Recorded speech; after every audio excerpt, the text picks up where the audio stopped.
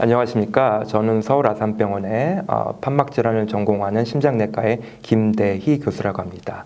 오늘 저랑 같이 진행하실 부산대병원 심장내과의 이선학 교수님을 모셨습니다. 안녕하십니까 교수님. 네, 안녕하세요. 저희는 오늘 판막역류증 중에서도 특히 승모판 역류에 대해서 알아보도록 하겠습니다.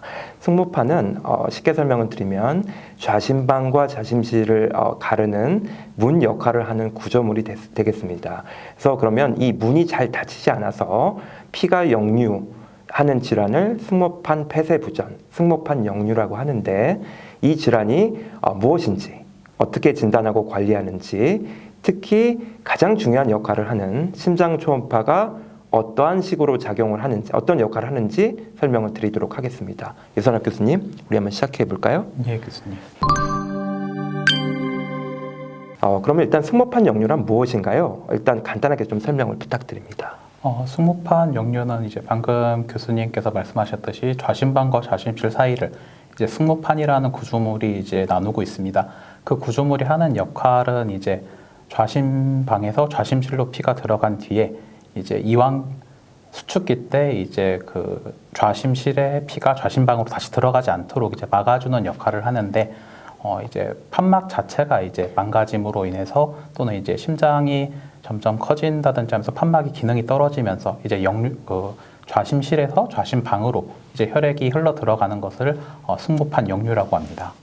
네, 이선학 교수님, 그러면 승모판 역류가 뭔지는 자세히 설명을 해주셨는데요. 결론적으로 좌심방과 좌심실 사이에 문 같은 구조물이 있고, 좌심실에서 피를 짜낼 때 좌심방으로 피가 역류하지 않게 꽉 닫혀주는 문 같은 구조물이 문제가 생기는 거라고 알 수 있겠죠? 예. 그러면 승모판이 역류한다라는 말은 좌심실에서 좌심방으로 피가 샌다라는 거네요, 수축기 때. 그럼 어떤 증상이 생길 수 있을까요? 피가 새는 양에 따라서 아마 증상의 차이가 있을 것 같은데, 기본적으로는 숨이 차는 증상이 나타날 수가 있고, 점점 심해지면 이제 몸이 붓는다든지 아니면은 심부전 증상이 이제 더 악화가 될 수 있겠습니다. 그러면요, 증상은 뭐 어떻게 보면 생각하기 간단한데, 어떤 원인으로 승모판 역류가 생길 수 있죠?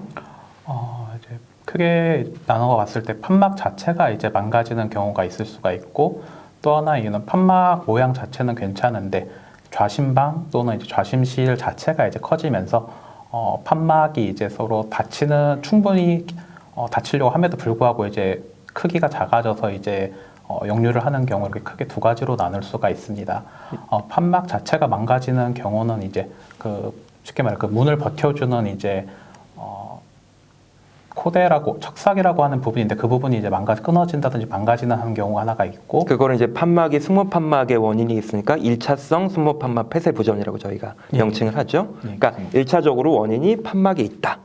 그런 거고요. 두 번째 말씀하시는 거는 2차성 판막 폐쇄부전이라는 걸로 저희가 정의할 수 있는데, 다시 한번 자세히 좀 설명을 해주시죠. 판막 모양 자체가 이제 어디 한 군데가 끊어지거나 아니면은 감염 등에서 망가지지 않았고, 판막이 모양이 정상적으로 있는데도 불구하고 이제 쉽게 말해서 판막 양측, 그리고 문으로 치면은 문이 달려있는 그 위치 자체가, 문 자체가 커져버리는 거죠. 그래서 문이 막아야 될 곳은 커지는데 문 크기 자체는 그대로이기 때문에 이제 그 문이 쉽게 말해 커버 못하는 영역이 생기게 됩니다. 쉽게 설명을 드리면 심장이 어떠한 원인으로 커지는 거예요. 예를 들어서 심근병증이라든지 그런 심부전으로 해서 심장의 크기가 커졌는데 늘어난 영역을 원래 판막이 제대로 덮지 못하기 때문에 그런 틈새가 벌어져서 판막이 역류하는 거를 저희가 2차성 판막 폐쇄부전이라고 하죠. 그러니까 결국 1차성 판막 폐쇄부전이 생기는 원인 중에 염증도 있을 수 있잖아요. 저희가 이제 심내막염이라고 불리는 심장 판막에 염증이 생겨서 심장의 구조물이 망가지게 되면 구멍이 난다든지, 아니면 밑에 있는 그 건삭등이나 이런 것들이 파열되거나, 그래서 이제 판막부선이 생기는 그런 여러 가지 경우들이 있을 수가 있죠. 이선학 교수님, 그러면은 저희가 승모판막 폐쇄부전은 어떠한 검사를 통해서 진단하는 게 가장 좋은 건가요? 가장 권고되는 검사는 이제 심장 초음파입니다. 심장 초음파는 이제 비침습적인 검사이고, 심장의 구조와 기능을 이제 실시간으로 볼 수 있어서 판막의 기능 그리고 상태를 평가하는 데 굉장히 중요한 검사입니다.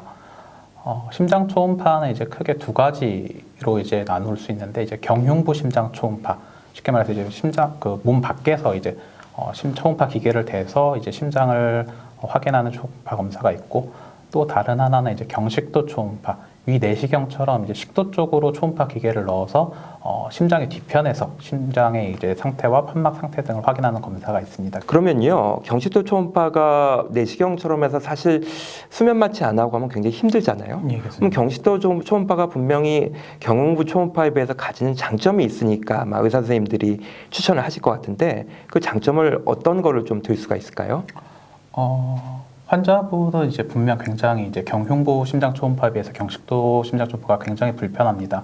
그럼에도 불구하고 이제 저희가 권고를 드리는 이유는 초음파 특성상 이제 뼈라든지 공기층 등의 이제 장애물이 있으면은 그 영상의 질이 떨어지게 되고, 영상의 질이 떨어지면 이제 판막 상태를 정확히 평가하는 데 제한이 있습니다.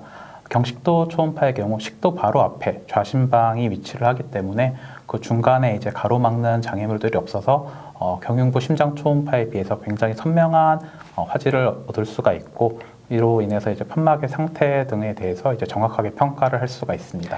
그러니까 쉽게 설명을 드리면 심장의 앞쪽에서 보는 게 아니라, 앞쪽에는 이제 폐가 가리고 있기 때문에 초음파가 이제 약해지는 경우가 많이 있죠. 그래서 제대로 된 신호를 저희가 볼 수가 없는데, 심장의 뒤쪽에서 이제 식도로 넣어서 보게 되면 굉장히 고해상도로 승모판의 모양을 자세히 볼 수가 있게 됩니다. 그 장점이 뭐냐면요, 승모판막의 역류의 원인이 정확히 무엇인지, 그리고 만약에 원인을 정확히 파악하면 저희가 또 승모판막은 수술을 하게 될 때 성형술도 많이 하잖아요. 승모판을 이제 인공판막으로 교체하지 않고 성형도 많이 하게 되는데, 성형의 가능성이 충분히 얼마나 높은지를 평가하는데 굉장히 식도 초음파가 유리합니다. 그래서 환자분들한테 이게 판막 성형이 가능한지를 평가하는 게 굉장히 중요하고, 외과의에게 정확히 어디가 문제인지를 정보를 주는 게 중요하다고 얘기해서, 저 같은 경우는 이제 경식도 초음파를 환자들한테 그런 식으로 설득을 하면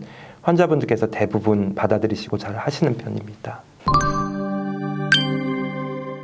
저희가 이제 뭐 원인, 그다음에 진단에 대해서 알아봤잖아요. 예. 마지막으로는 그러면 치료는 어떻게 하는지 한번 설명을 좀 해주실 수 있을까요? 승모판 역류증 증상의 치료는 이제 환자의 증상 그리고 상태에 따라서 다릅니다. 경미한 경우에는 경과 관찰을 하는 경우도 있고, 이외에 약물 치료, 이뇨제 등을 사용하면서 이제 증상을 완화시키면서 판막 상태가 더 유지가 되는지 아니면 더 나빠지는지를 확인을 정기적으로 하는 경우가 있습니다. 그러나 이제 환자 증상이 이제 심각해서 가만히 앉아 있는데도 불구하고 호흡곤란이 있거나 아니면 부종이 심해지거나 이런 등의 증상이 심해질 경우에는 수술적 치료가 필요할 수 있고, 최근에는 이제 경피적 승모판막 성형술이라고 하는 시술적인 방법도 이제 연구가 되어서 하나의 옵션으로 제시가 되고 있습니다. 그러니까 크게 설명을 하면 약물 치료를 일단 시도해 보고, 약물 치료가 없으면 이제 수술이나 시술을 하는 방법이 있는데, 뭐 경피적으로 하는 방법도 있고 가슴을 열고 하는 수술, 두 가지 방법이 있다는 거죠. 그래서 요즘에 나온 기술들은 이거를 통해서 판막을 그 수선해서 잘 쓰거나 본인 판막을, 아니면 인공 판막을 넣게 되는 두 가지 방법이 있다라고 크게 설명을 하신 것 같습니다. 그리고 또 중요한 거는 이러한 수술을 한 다음에 또 수선을 하고 교체한 판막의 기능이 잘 유지되는 날을 확인하는 것도 심장 초음파의 또 중요한 역할이 하죠. 그래서 아마 종합병원의 큰 병원에서 판막을 수술받으신 분들은 적어도 1년에 한 번 정도는 심초음파 추적 관찰을 통해서 수술한 판막의 기능이 잘 유지되고 있는가를 확인하는 게 굉장히 중요하다라고 말씀을 드릴 수 있겠습니다. 그러면 마지막으로요, 이선학 교수님, 혹시 승모판막 질환도요 예방을 하거나 조기 발견하는 게 좀 도움이 되는 건가요? 그게 환자들한테 저희가 그런 거를 좀 강조할 필요가 있을까요? 예방 이제 원인에 따라 틀릴 것 같습니다. 이 노화에 의한 것은 이제 앞에서 말씀드렸듯이 경미한 정도는 치료가 필요하지 않기 때문에 경과 관찰하는 쪽으로 볼 수 있지만, 만약에 이제 원인이 감염성 심내막염 등에 의한 거라면은 미리 조기에 발견해서 치료를 하는 것이 환자 예후와 관련이 있을 수 있고, 또 하나 이제 이미 판막에 대해서 수술적 치료를 받으셨던 분들은 이제 감염성 심내막염 등이 다시 발생할 가능성이 있기 때문에 예방 목적으로 이제 치과 치료 전에 항생제를 복용한다든지 아니면 정기적인 검진을 한다든지 이러한 것들이 중요하다고 생각합니다. 결론적으로요. 스몰판막 역류 중에서도 조기에 발견이 필요한 경우가 있는데, 특히 이선화 교수님의 말씀을 종합하면 판막에 염증이 생기는 심내막염 있죠. 심내막염은 이제 심장 판막에 염증이 생기면서 거기에 이제 균덩어리들이 점점 증식을 하는 거기 때문에 늦게 발견하면 굉장히 판막이 많이 파괴된 상태라서 판막 교체를 해야 되고, 그 균덩어리가 이제 여러 군데로 날아가서 뇌경색이나 이런 걸 유발할 수 있어서 일단은 판막 역류가 있는 환자가 열이 나면 굉장히 조기에 심내막염 발견하는 게 중요하고, 가장 중요한 거는 심초음파 검사도 중요하지만요. 스몰판막 역류의 경우에는 사실 청진기를 대보면 저희가 심잡을 통해서 쉽게 의심을 할 수 있는 경우가 많잖아요. 그래서 내과나 이런 데 가시면은 요즘에 환자들이 많아서 선생님들이 바쁘시지만 청진기를 한번 좀 대서 그런 심잡음이 있는지 없는지를 보시는 게 특히 스몰판막 역류에 있어서는 굉장히 중요한 조기 발견의 한 가지 방법이 된다고 할 수 있겠습니다. 하여튼 이선혁 교수님 오늘 좋은 말씀 굉장히 감사드리고요. 오늘의 강의를 통해 저희가 스몰판막 역류, 문이 잘 닫히지 않는 질환이고 이거의 심장 초음파의 역할에 대해서 잘 이해하셨을 거라고 믿습니다. 심장 초음파는 크게 경흉부랑 경식도가 있고요. 두 가지 검사가 굉장히 둘 다 중요하기 때문에 주치의가 하라는 대로 열심히 잘 하시는 게 굉장히 중요하고, 힘들지만 경식도 초음파의 경우에는 힘든 만큼 얻을 수 있는 정보가 굉장히 많다는 사실에 대해서 저희가 다시 한번 설명을 드렸습니다. 그럼 오늘 강의를 시청해 주셔서 감사합니다. 이선혁 교수님도 오늘 수고 많으셨어요. 수고하셨습니다, 교수님.